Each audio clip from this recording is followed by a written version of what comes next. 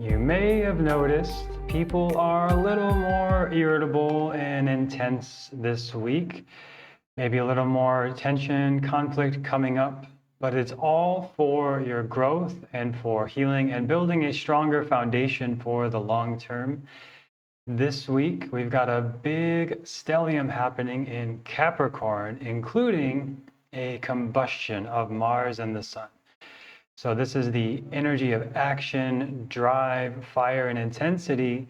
Mars, the warrior energy, getting very close to the energy of the Sun, which illuminates, enhances, intensifies everything by it. And this is the combustion energy. Things might feel a little more combustible for you this week. We'll talk about that, how to work with all these energies. There's a new moon going on starting this week. Lots of cool things to talk about. I'm Jeremy Devins. This is the Quietmind Astrology podcast. And you can check out the Become Your Own Astrologer workshop at quietmindastrology.com/workshop. And the mentorship that I offer will be opening and is open now and will be starting this Saturday. So if you catch us before Saturday, quietmindastrology.com, you can check out the mentorship program. This is amazing. It's super fun. And the Become Your Own Astrologer workshop is the first step towards that. So that is a really comprehensive, thorough workshop to check out. And we had a super fun time doing that live the other day. The replay is available for the next week or so. So this week, you may have seen this around you. Like, I actually have been hitting my head on a lot of things this week. This never happens. Maybe when I was younger, but I just turn around and boom, hit my head on something. I go to pick something up at the store, boom, hit my head. And you might see if you're watching the video, I got a little scar from that. So nice little present from the universe. But I knew this was coming and going to happen, but it's still, I keep bumping my head on stuff. And it's become a joke now. And fortunately, no major injuries or anything like that. But this has been happening for me. My neighbors fighting and big conflict. I'm in a men's group. Everyone in the men's group had the same check-in last week, or the last couple of days ago. Just feeling kind of irritable, on edge, a little intense. This is the combustion energy that's in the air, and it's not fully even peaked yet. It's still coming this week. So Mars is almost at the same degree as the Sun. We call that combustion. And if you look in the sky and you look at the Sun, that's like Mars is right there next to it. And you can't see Mars at all because it's outshined. This is what combustion does. It gets outshined. There's like just too much light on the planet.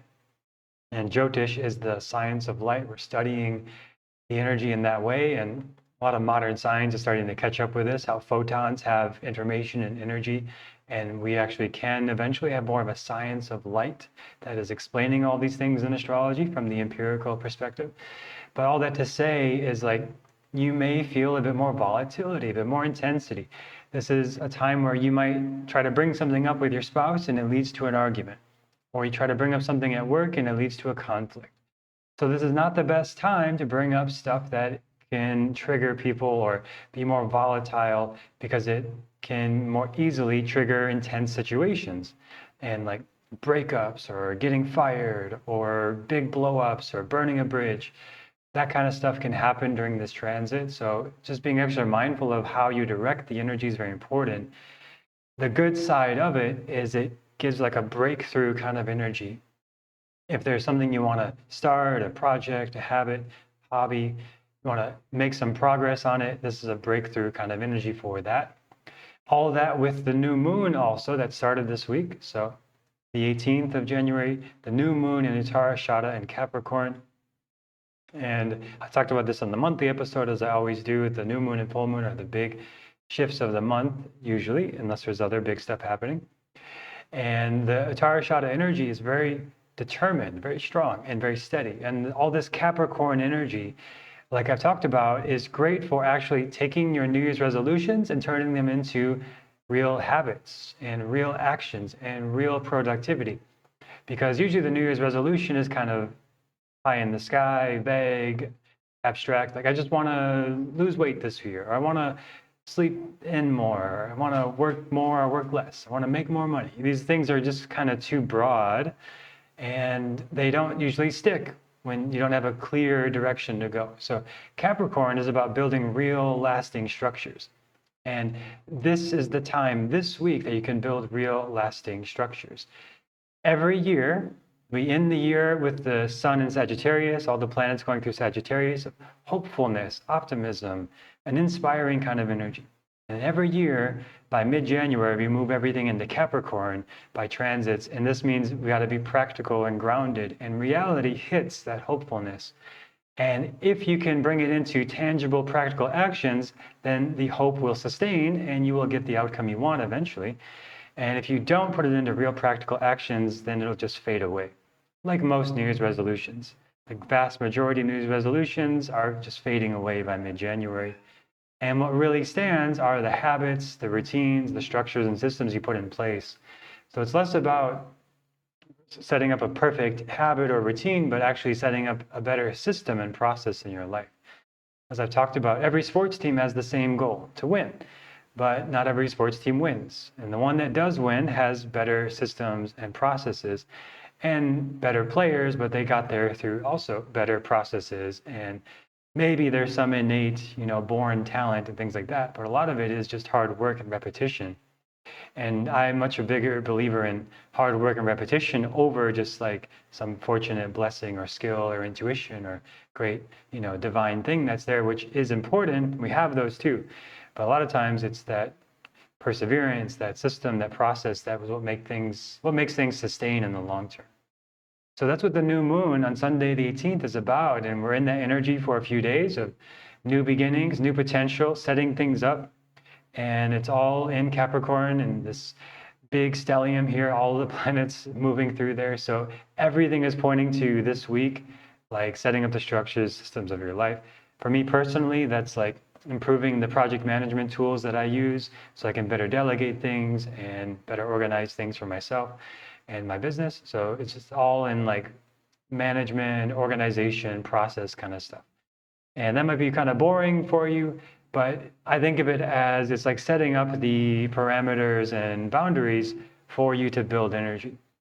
It's like a root chakra kind of stuff. Like the root chakra is about knowing where your boundaries are, where your containment is, where the containers are in your life, so you can build something from them through the other chakras. And if you don't have that foundation, you can't build from that. It's like, for me, I moved a lot in my life. And every time I move, there's a sort of reorientation, a setting up the foundation, and that takes time, right? And every time I do that, there's a cost to it, not just in like monetary, but like energetic and emotional and being able to sort of have a flow to things. So the more you have a set routine and structures in your life and that is consistent, then the more you can build from that consistent, solid base. That is the lesson of this week.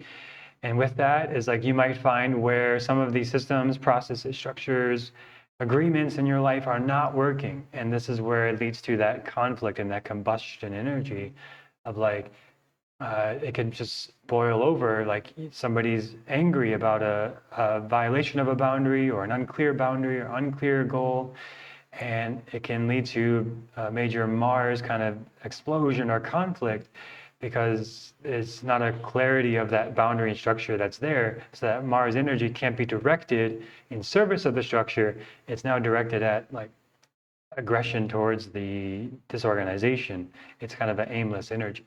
So it needs to be aimed at building something. So if you can see, it's very small because there's so many planets there. But the moon, Pluto, and Venus, Sun, Mercury, and Mars all there. So just powerful, powerful energy, all in Capricorn, all towards aligning and improving our structures in our life this week. And the cool thing in Vedic astrology is we don't just use the signs, the 12 signs of the zodiac, but we also go into the 27 nakshatras. These are the smaller divisions of the sky that give us very precise interpretations. So this week we're starting with everything in Uttara Ashada, which is a strong, determined, hardworking kind of energy. And it actually means latter invincible one. So when we have that energy going on, it's like whatever we're putting in place this week can build great results in the long term. It's like we're planting seeds that will bear a lot of fruit if we're intentional with it and tend to those seeds. The shift happening this week, towards the end of the week, we end up with most things in Shravana nakshatra, which is about symbol of the ear and listening more deeply, being heard on a deeper level. And if this is a opportunity for you to share something more that needs to be talked about with a spouse or at work or family member, this is a good time for the end of the week to be talking about those things. We still have that combustion going on with Mars and the Sun. That energy is present through the rest of January to some degree. It'll start fading out by mid-February for sure. It's still here to some degree until early mid-February. So with that said, it's like listening more than needing to be heard, because you're listening to this podcast and most people are not in the world. Most people are not aware of these subtle energies, but you are. So if you're into a conversation or a situation where there is some volatility and intensity, you can meet that with curiosity, listening, being more patient and tolerant, and seek first to understand, then to be understood, as the saying goes. So that might be helpful navigating these conflicts, and you may really want to be heard, but given the combustion energy and the intensity, this may not be the time that others have the space to hear you. As you have this sort of bigger picture perspective of what's happening with astrology, you can kind of avoid that trap of going into the conflict or thinking that this is the time you need to be heard, they need to understand you, they're not getting it. It's okay. They might not understand you this next couple of weeks. They might not be the time to try to force your way or be heard, or maybe there's places to find that, like in therapy or counseling or with an astrologer or in your own personal work outside of the more combustible situations in the life that are going on right now. But know that when you are in one of these more intense situations, or there's some boundary that needs to be discussed or a container that needs to be adjusted, that others may be more volatile. So you can approach it with the Shravana lesson of listening more closely, being curious, being open-minded, and trusting that what you need to be heard and how you need to be heard will be met. Maybe not in that particular situation, but you can find it with a supportive friend or somebody important in your life that you know will listen. But if like you're going into a situation trying to be heard, that may be a bit disappointing over the next couple of weeks. So direct the combustion energy, direct the Mars energy into action of Saturn, Capricorn energy of setting boundaries, containers, structures in your life. And listen, how does it feel when you move in that direction? Some of you I know just like to go with the flow and you're not so into this like organization kind of stuff. That's totally fine. But still, listen to how you feel. Is that going with the flow working? Is it not working in some way that needs to adjust? And then those of you who are into more structures in your life and systems and things like that, set those up, and then also listen. How does it feel? What kind of feedback is your body giving you? Your emotional guidance system is always there to kind of tune into what's going on. And you might feel, you think you're going to go left, and you start going left, and it feels terrible. So you need to adjust the plan and make sure you find something that feels aligned, and listen to your body, listen to your intuition and your wisdom, and then adjust the plan accordingly. And the main way I like to do that is through some sort of yoga or meditation practice, some place to attune to what's going on internally, what's needed, and then act from there.